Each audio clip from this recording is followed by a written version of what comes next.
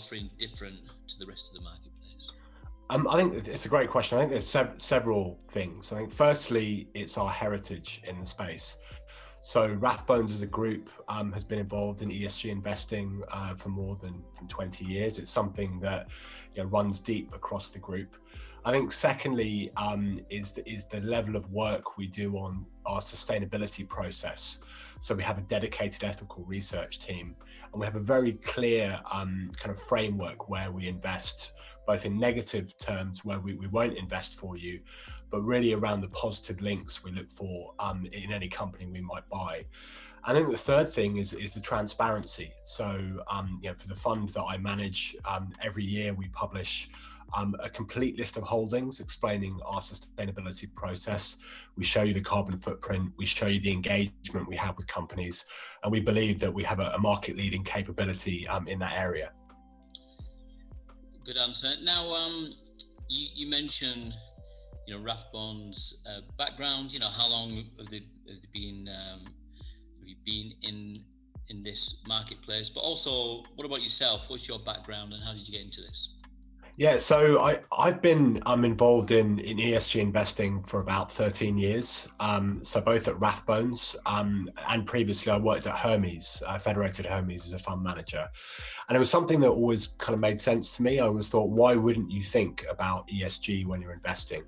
We saw a good correlation between those companies that thought about ESG and sustainability and that were the best long-term investments for our clients. So it was something I was always very passionate about and made a lot of sense from an investment point of view. So it's something that for a large part of my investment career has been a key focus. What's the range like at Rathbones with regard to this type of investment? I think it's interesting in that the Rathbone Unit Trust Management is quite focused in what we do anyway. We're an active management house. We offer quite a niche range of products, all of which have a good reputation.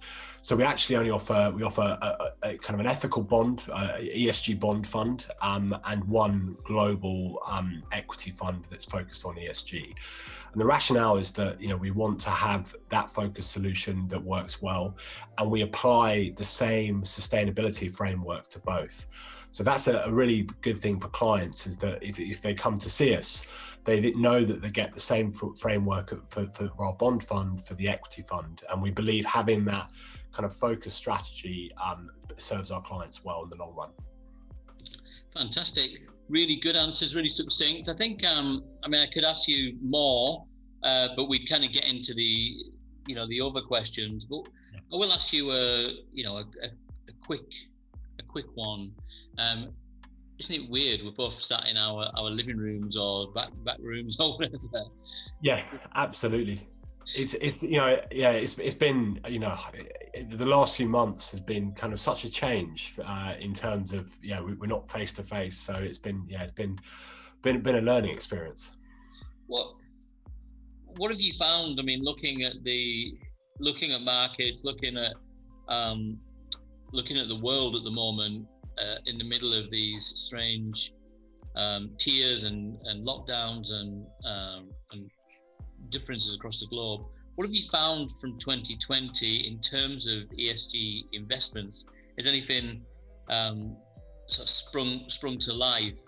And what's it been like keeping an eye on portfolios during these times? I think one of the biggest things that came out was, if you think back to March and April, when the pandemic really kind of took hold globally, was the increased focus on, think about E, S, and G, the S part. So lots more focus from companies, from investors, and the wider market on how companies were treating their people, treating their supply chains, wider communities. That's something that we, given our investment style, we really focus on anyway. We want the companies, not just good investments, but companies that behave well. And that was something, one of the first things we did was speak to every company we hold to understand, what's your commitment to your employees from senior management? What are you doing with wider supply chains? How are you giving back to wider communities? So I say that's been one of the biggest. I think in general, ESG has become more of a focus within the market, but that S part, which I think is really powerful, because people have spoken about governance and the environmental side more, but that S part has come to the fore. And I think that is something that will persist in the long run. You know, when you meet a company or you make an investment, I think, you know, those are the questions you have to ask is, can you demonstrate your commitment to, you know, not just your employees, but all stakeholders kind of involved with that business. So I'd say that's, you know, that has been for me probably the biggest standout. But also, you know, from a very encouraging point of view, has been the resilience in terms of performance of ESG and sustainability stocks. I think that's because, you know, a lot of these companies are focused on growing end markets. So, you know, they're not in generally compromised industries. They can turn around to you and say, yes, in a time of stress, you know, we can make those commitments, but also we have a very strong fundamental business behind it. So I think those are the two things that have really come through to me in 2020.